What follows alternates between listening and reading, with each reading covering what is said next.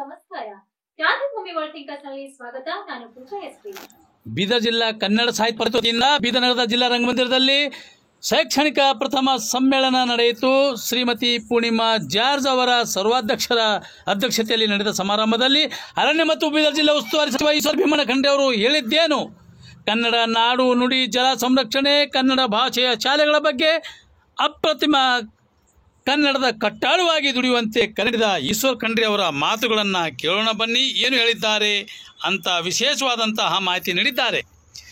ಈಶ್ವರ್ ಖಂಡ್ರೆ ಅವರು ಕನ್ನಡದ ಬಗ್ಗೆ ಅಷ್ಟೇ ಅಲ್ಲ, ಅರಣ್ಯ ಇಲಾಖೆಯ ಕಾರ್ಯಗಳ ಬಗ್ಗೆಯೂ ಸಹ ಅವರು ಹೇಳಿದರು. ಜೊತೆಗೇ ವಿಶೇಷವಾದಂತಹ ಮಾಹಿತಿಯನ್ನು ಅವರು ಈ ಕಾರ್ಯಕ್ರಮದಲ್ಲಿ ಮಾತನಾಡಿ ತಿಳಿಸಿರುತ್ತಾರೆ. ಬನ್ನಿ ಕೇಳೋಣ, ಈಶ್ವರ್ ಭೀಮಣ್ಣ ಖಂಡ್ರೆ ಸಚಿವರು ಏನು ಹೇಳಿದ್ದಾರೆ ಅವರಿಂದಲೇ ಕೇಳೋಣ ಬನ್ನಿ.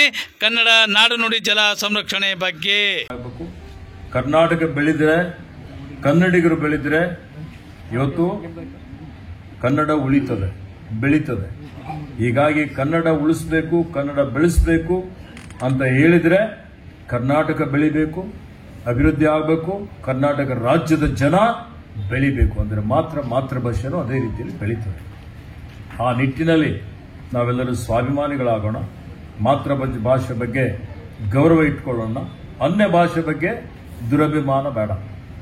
ಇವತ್ತು ಈಗಾಗಲೇ ಹೇಳಿದ್ವಿ, ಕನ್ನಡ ಇಂಗ್ಲಿಷ್ಗಿಂತಲೂ ಶ್ರೀಮಂತವಾದಂಥದ್ದು ಹಳೆಯ ಭಾಷೆ, ಇಂಗ್ಲಿಷ್ ನಂತರ ಬಂದಂಥದ್ದು. ಆದರೆ ಇಂಗ್ಲಿಷ್ ಇವತ್ತು ಜಾಗತಿಕ ಭಾಷೆ ಆಗಿದೆ. ಹೀಗಾಗಿ ಸ್ಪರ್ಧಾತ್ಮಕ ಯುಗದಲ್ಲಿ ನಾವು ಇಂಗ್ಲಿಷ್ ಕರೀಲೇಬಾರದು ಅಂತಲ್ಲ, ಇದು ಮಾತೃಭಾಷೆಗೆ ಆದ್ಯತೆಯನ್ನು ಕೊಟ್ಟು ಇವತ್ತು ನಾವು ಮಾತೃಭಾಷೆಯನ್ನು ಉಳಿಸಿ ಇವತ್ತು ಅನ್ಯ ಭಾಷೆಗಳು, ಇಂಗ್ಲಿಷೇ ಇರ್ಬೋದು, ಇತರ ಭಾಷೆಗಳಿರ್ಬೋದು, ಅದಕ್ಕೂ ಗೌರವವನ್ನು ಕೊಟ್ಟು ನಮ್ಮ ಮಕ್ಕಳಿಗೆ ಈ ಒಂದು ಇಡೀ ಜಗತ್ತೇ ಒಂದು ಸಣ್ಣ ಹಳ್ಳಿ ಥರ ಆಗಿದೆ. ಎಲ್ಲಿ ಏನು ನಡೀತಾ ಇದೆ ಮೀಡಿಯಾದಲ್ಲಿ ನೋಡಿ ನೀವು. ಇವತ್ತು ಎಷ್ಟು ಇವತ್ತು ಸಂಪರ್ಕದಲ್ಲಿ ಕ್ರಾಂತಿ ಆಗಿದೆ ಅಂತ ಹೇಳಿದ್ರೆ, ಇಡೀ ಒಂದು ಮೊಬೈಲ್ ಇಡೀ ಜಗತ್ತಿನ ಅಂಗೈಯಲ್ಲಿ ಅಂತ ಹೇಳ್ತೀವಿ. ಕೂತಲೇ ಒಂದು ಸೆಕೆಂಡಲ್ಲಿ ಅಮೆರಿಕದಲ್ಲಿ ನಡೀತಾ ಇದೆ, ಪ್ಯಾರಿಸಲ್ಲಿ ನಡೀತಾ ಇದೆ, ಯುಕೆಯಲ್ಲಿ ನಡೀತಾ ಇದೆ ಗೊತ್ತಾಗ್ತದೆ. ಇಂಥ ಒಂದು ಇಡೀ ಜಗತ್ತೇ ಒಂದು ಸಣ್ಣ ಹಳ್ಳಿ ಥರ ಆಗಿದ್ದಂಥ ಸಂದರ್ಭದಲ್ಲಿ ಇವತ್ತು ನಾವು ನಮ್ಮತನ ಇಟ್ಕೊಳ್ಬೇಕು. ನಮ್ಮತನವನ್ನು ಇಟ್ಕೊಂಡು ನಮ್ಮ ಸಂಸ್ಕೃತಿ ಪರಂಪರೆಯನ್ನು ಬೆಳೆಸಿಕೊಂಡು ನಾವು ಈ ಸ್ಪರ್ಧಾತ್ಮಕ ಜಗತ್ತಿನಲ್ಲಿ ಯಾರು ಉಳ್ಳವರು ಬಾಳ್ತಾರೆ ಅನ್ನುವಂಥ ರೀತಿಯಲ್ಲಿ, ಯೋಗ್ಯರು ಮುಂದೆ ಹೋಗ್ತಾರೆ ಅನ್ನುವಂಥ ರೀತಿಯಲ್ಲಿ ಇವತ್ತು ಆ ಒಂದು ಸ್ಪರ್ಧೆಯಲ್ಲಿ ನಮ್ಮವರು ಮುಂದೆ ಇರಬೇಕು ಅಂತ ಹೇಳಿದರೆ ಈ ಬೇರೆ ವಿಷಯದ ಬಗ್ಗೆನೂ ಅರ್ಥ ಮಾಡಿಕೊಳ್ಬೇಕಾಗ್ತದೆ, ಅಧ್ಯಯನ ಮಾಡಿಕೊಳ್ಬೇಕಾಗ್ತದೆ. ಆದರೆ ನಮ್ಮತನ ಏನಿದೆ ಅದನ್ನು ಇಟ್ಕೊಂಡು ಈ ನೆಲ, ಜಲ, ಭಾಷೆ ಸಂರಕ್ಷಣೆ ಮಾಡುವಂಥ ಒಂದು ರೀತಿಯಲ್ಲಿ ನಾವು ಸಂಕಲ್ಪವನ್ನು ಮಾಡಿ, ಪ್ರತಿಜ್ಞೆ ಮಾಡಿ ನಾವು ಮುಂದೆ ಹೋದರೆ ನಾವು ಯಶಸ್ವಿ ಆಗ್ತೀವಿ. ಕರ್ನಾಟಕದ ಬೀದರ್ ಜಿಲ್ಲೆಯ ಸರ್ವಾಂಗೀಣ ಅಭಿವೃದ್ಧಿ ಆಗ್ತದೆ ಅನ್ನುವಂಥ ಮಾತನ್ನು ಹೇಳಿ, ಈ ಜಿಲ್ಲೆಯ ಉಸ್ತುವಾರಿ ಸಚಿವನಾಗಿ ಈ ಒಂದು ಕನ್ನಡ ಸಾಹಿತ್ಯ ಪರಿಷತ್ತಿನ ಕಟ್ಟಡದ ಬಗ್ಗೆ ಏನೊಂದು ವಿವಾದ ಸೃಷ್ಟಿ ಆಗಿದೆ, ಅದಕ್ಕೆ ತಾರ್ಕಿಕವಾದಂಥ ಅಂತ್ಯ ನಾನು ಅದಕ್ಕೆ ಮಾಡ್ತೀನಿ, ಅದನ್ನು ಆ ಸಮಸ್ಯೆ ಬಗೆಹರಿಸ್ತೀನಿ ಅನ್ನುವಂಥ ಒಂದು ಮಾತನ್ನು ಹೇಳಿ ಇವತ್ತು ಬಹಳ ಒಳ್ಳೆ ರೀತಿಯಿಂದ ಸಾಂಸ್ಕೃತಿಕ ಕಾರ್ಯಕ್ರಮ ಸಂಸ್ಥೆಗಳು ಇಲ್ಲಿ ಬರಬೇಕು. ಇವತ್ತಾದರೆ ನಾವೆಲ್ಲ ಕೊಡುಗೆ ದಾನಿ ಆಗಬೇಕು ಅಂತಲೇ ಈಗಾಗಲೇ ನೋಡಿ, ಇವತ್ತು ಏನು ಪೂಜ್ಯ ಬಸವಲಿಂಗ ಪಟ್ಟದೇವರು, ಗುರುಬಸವ ಪಟ್ಟದೇವರು ನಡೆಸುವಂತ ಒಂದು ನಮ್ಮ ಹಿರೇಮಠ ಸಂಸ್ಥಾನದ ಶಾಲಾ ಕಾಲೇಜುಗಳಲ್ಲಿ, ಸಂಸ್ಥೆಯಲ್ಲಿ ಬೇರೆ ಜಿಲ್ಲೆಯಿಂದ ಮಕ್ಕಳು ಬಂದು ಇಲ್ಲಿ ವಿದ್ಯಾಭ್ಯಾಸ ಮಾಡ್ತಾ ಇದ್ದಾರೆ. ನಾವೇನು ಏಮ್ಸ್ಗಿಂತ ಕಡಿಮೆ ಇದ್ದೀವ? ನಾವೇನು ದೊಡ್ಡ ದೊಡ್ಡ ಶಾಲಾ ಕಾಲೇಜುಗಳಿಂದ ಕಡಿಮೆ ಇದ್ದೀವ? ನಾವೇನು ಕಡಿಮೆ ಇಲ್ಲ.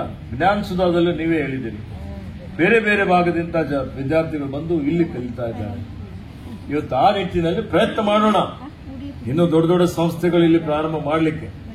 ಆದರೆ ನಮ್ಮಲ್ಲೇನು ಪ್ರತಿಭೆ ಕೊರತೆ ಇಲ್ಲ, ಇನ್ನೂ ಹೆಚ್ಚಿನ ರೀತಿಯಲ್ಲಿ ಪ್ರಯತ್ನ ಮಾಡಿ, ಯಾರು ನಮ್ಮಲ್ಲಿ ಮಾನವ ಸಂಪನ್ಮೂಲ ಇದೆ, ಇನ್ನೂ ಉತ್ತಮವಾದಂತಹ ಮಾನವ ಸಂಪನ್ಮೂಲ ಇರುವಂತವರಿಗೆ ನಾವು ಆಯ್ಕೆ ಮಾಡಿ ಮಕ್ಕಳಿಗೆ ಕಲಿಕೆ ತರಬೇತಿ ಕೊಡುವಂಥದ್ದರಲ್ಲಿ ನಾವು ಹೆಚ್ಚಿನ ಪರಿಶ್ರಮ ಮಾಡಿದ್ರೆ ಇವತ್ತು ಬೇರೆ ಬೇರೆ ಜಿಲ್ಲೆಯಿಂದ ಅಷ್ಟೇ ಅಲ್ಲ, ಬೇರೆ ಬೇರೆ ರಾಜ್ಯದಿಂದಲೂ ಮಕ್ಕಳು ಬಂದು ಇಲ್ಲಿ ಕಲಿಕೆ ವಿದ್ಯಾಭ್ಯಾಸ ಮಾಡ್ತಾರೆ. ಆ ಒಂದು ಮಟ್ಟಿಗೆ ನಾವು ಬೆಳಿಲಿಕ್ಕೆ ಪ್ರಯತ್ನ ಮಾಡೋಣ ಅನ್ನುವಂಥ ಒಂದು ಮಾತನ್ನು ಇಲ್ಲಿ ಹೇಳಿಕೆ ರೀತಿಯಲ್ಲಿ ಹೆಚ್ಚುವರಿ ಬೋಧನೆ ಮಾಡಲಿಕ್ಕೆ ಸೂಚನೆಯನ್ನು ಕೊಟ್ಟಿದ್ದೇವೆ. ಅವರಿಗೆ ವಿಶೇಷವಾಗಿ 9ನೇ ಮತ್ತು 10ನೇ ತರಗತಿಯ ಮಕ್ಕಳಿಗೆ ಅದು ಈಗ ಜಿಲ್ಲಾಡಳಿತ ವತಿಯಿಂದ ಶಿಕ್ಷಣ ಇಲಾಖೆ ವತಿಯಿಂದ ಪ್ರಾರಂಭ ಆಗ್ತಾ ಇದೆ. ಶಿಕ್ಷಕರು ಹೆಚ್ಚಿನ ಒಂದು ಗಮನ ಕೊಡಿ. ನಿಮ್ಗೆ ಎಲ್ಲಾ ರೀತಿಯಲ್ಲಿ ಇವತ್ತೇನು ಸೌಕರ್ಯಗಳು ಬೇಕಾಗಿದೆ, ಈಗಾಗಲೇ ಹೇಳಿದಿರಿ, ಒಂದು ದೈಹಿಕ ಶಿಕ್ಷಕರ ನೇಮಕಾತಿ ಆಗಬೇಕು ಅಂತ ನಮ್ಮಲ್ಲೂ ಸಚಿವ ಸಂಪುಟದಲ್ಲಿ ಚರ್ಚೆ ಆಗಿದೆ. ಅದಕ್ಕೆ 500 ಮಕ್ಕಳಿರಬೇಕು, 400 ಮಕ್ಕಳಿರಬೇಕು, ಆ ರೀತಿಯಲ್ಲಿ ಇರಬಾರದು.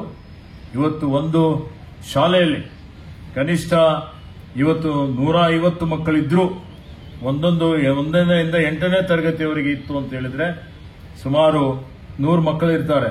100-120 ಮಕ್ಕಳಿದ್ರು, ಇವತ್ತು 150 ಮಕ್ಕಳಿದ್ರು. ದೈಹಿಕ ಶಿಕ್ಷಕರು ಕೊಡುವಂಥದ್ದು ಅವಶ್ಯಕತೆ ಇದೆ. ಮತ್ತೆ ಜವಾನರಿಗಾಗಲಿ ಮತ್ತೊಬ್ಬರಿಗಾಗಲಿ ತೆಗೆದುಕೊಳ್ಳಲಿಕ್ಕೆ ನಿರ್ವಹಣೆಯಲ್ಲಿ ಅವಕಾಶ ಇದೆ. ಅದನ್ನು ಸಮರ್ಪಕವಾಗಿ ಬಳಸಿಕೊಂಡ್ರೆ ಇವತ್ತು ಈ ರೀತಿಯಲ್ಲಿ ಸಣ್ಣ ಪುಟ್ಟ ಸಮಸ್ಯೆಗಳು ಬರೋದಿಲ್ಲ. ಅದಕ್ಕೆ ಮೂಲಭೂತ ಸೌಕರ್ಯಗಳ ಜೊತೆಯಲ್ಲಿ ನಾವು ನಮ್ಮ ಮಕ್ಕಳಿಗಾಗಿ ಏನು ಮಾಡ್ತಾ ಇದ್ದೀವಿ, ಮಕ್ಕಳಿಗೆ ನೈತಿಕ ಮಾನವೀಯ ಮೌಲ್ಯಗಳನ್ನು ಅವರಲ್ಲಿ ತುಂಬಲಿಕ್ಕೆ, ಅವರ ಕಲಿಕೆಯ ಮಟ್ಟ ಇವತ್ತು ಎತ್ತರಕ್ಕೆ ತೆಗೆದುಕೊಂಡು ಹೋಗಲಿಕ್ಕೆ, ಅವರಿಗೆ ಫಲಿತಾಂಶ ಇನ್ನೂ ಉತ್ತಮವಾಗಿ ಬರಲಿಕ್ಕೆ, ಫಲಿತಾಂಶ ಕಡಿಮೆ ಆಗಿದೆ, ನೈಜವಾದಂಥ ಪರೀಕ್ಷೆ ಮಾಡಲಿಕ್ಕೆ. ಇವತ್ತು ನಾವು ಪರೀಕ್ಷೆಯಲ್ಲಿ ಕಾಪಿ ಮಾಡಿದರೆ ಉಪಯೋಗ ಆಗೋದಿಲ್ಲ. ಈಗ ಅದರ ಬಗ್ಗೆ ಬಹಳ ಗಂಭೀರತೆಯಿಂದ ನಾವೆಲ್ಲ ಸ್ಪರ್ಧಾತ್ಮಕ ಪರೀಕ್ಷೆಗಳಾಗ್ತವೆ. ಅಲ್ಲಿ ಮಕ್ಕಳು ಏನ್ ಮಾಡ್ತಾರೆ, ಪ್ರತಿಭೆಯಲ್ಲಿ ಕೊರತೆ ಇಲ್ಲ, ಪುಸ್ತಕ ಓದೋದೇ ಕಡಿಮೆ ಆಗಿದೆ, ಅದ್ರ ಖರೀದಿ ಆದರೂ ಮಾಡ್ರಿ. ಯಾರು ಸಾಹಿತಿಗಳಿಗೆ ಒಂದು ಪ್ರೋತ್ಸಾಹ ಕೊಟ್ಟಂಗೆ ಆಗ್ತದೆ. ಪುಸ್ತಕ ಖರೀದಿಸಿದ್ರೆ ಸಾರ್ಥಕ ಆಗ್ತದೆ ಅಂತ ಇವತ್ತು ನಮ್ಮ ಸೋನಾರೆ ಮತ್ತು ಅವರೆಲ್ಲ ಎಲ್ಲರೂ ಇವತ್ತು ಬರೆದಿದ್ದಾರೆ. ಸೀಮಿತ ಆಗ್ತಾ ಇದೆ. ಪತ್ರಿಕೆಯಲ್ಲಿ ಪುನಃ ಬರ್ತಾ ಇದೆ. ಸೆಪ್ಟೆಂಬರ್ 17ಕ್ಕೆ ನಮ್ಮ ಈ ಭಾಗದ ಸ್ವತಂತ್ರ ದಿನಾಚರಣೆ ಇದೆ. ದಯವಿಟ್ಟು ನೀವು ಅಲ್ಲಿ ಬಂದು ಧ್ವಜಾರೋಹಣ ಮಾಡೋದ್ರ ಮೂಲಕ ಕನ್ನಡ ಭವನಕ್ಕೆ ತಾಂತ್ರಿಕ ದೋಷಗಳಿದ್ರೆ ದಯವಿಟ್ಟು ಸರ್ಕಾರ ಮಟ್ಟದಲ್ಲಿ ಸರಿಪಡಿಸಿ ಅದು ನಿಮ್ಮಿಂದ ಆಗುತ್ತೆ ಅಂತಕ್ಕಂಥವನ್ನ ಭರವಸೆ ಇಟ್ಟಿದ್ದೀನಿ. ದಯವಿಟ್ಟು ಸಮಾಲೋಚನೆ. ಯಾವುದು ನಾವು ಹೇಳಿದ್ದು ಹೇಳಿಕೆಗೆ ಸೀಮಿತವಾಗಿಲ್ಲ. ನೀವು ಸುಮ್ಮನೆ ಅಪಾರ್ಥ ಮಾಡಿಕೊಳ್ಳೋ ಅವಶ್ಯಕತೆ ಇಲ್ಲ. ನಮ್ಮ ಗಮನಕ್ಕೆ ಇವತ್ತೇ ಬಂದಿದೆ. ಹಿಂದೆ ಬರೀ ಚರ್ಚೆ ಆಗಿತ್ತು, ನನಗೆ ಬಂದು ಇದೇ ರೀತಿ ಮಾಡಿ ಅಂತೇಳಿ ಹೇಳಲಿಲ್ಲ. ಅರ್ಥ ಆಯ್ತಾ? ಅದಕ್ಕೆ ಆಯ್ತು ಹೇಳಿದೆ, ಮತ್ತೆ ಪುನಃ ಹೇಳೋ ಅವಶ್ಯಕತೆ ಇಲ್ಲ. ಇವತ್ತು ಅದಕ್ಕೆ ಅದನ್ನು ಮಾನ್ಯ ಮಂತ್ರಿಯವ್ರ ಜೊತೆಯಲ್ಲಿ ಸಂಬಂಧಪಟ್ಟಂತಹ ಸಚಿವರ ಜೊತೆಯಲ್ಲಿ ಚರ್ಚೆ ಮಾಡ್ತಾರೆ. ಚರ್ಚೆ ಮಾಡಿ ಈಗಾಗಲೇ ಹೇಳಿದ್ದೇನೆ. ಅದಕ್ಕೆ ಇವತ್ತು ಅಂತಿಮ ಶಾಶ್ವತವಾದಂತಹ ಒಂದು ಪರಿಹಾರ ಕಂಡುಕೊಳ್ತೀವಿ ಅನ್ನುವಂಥ ಒಂದು ಮಾತನ್ನು ಹೇಳಿಕೆ ಬಯಸ್ತಾ ಇದ್ದೇನೆ. ಚಿಮ್ಕೊಡ ನೋಡಿ, ಚಿಮ್ಕೊಡ ಸರ್ ನೋಡಿ. ಓಕೆ ಸರ್ ಅಣ್ಣ, ಧನ್ಯವಾದ. ಆಯ್ತು.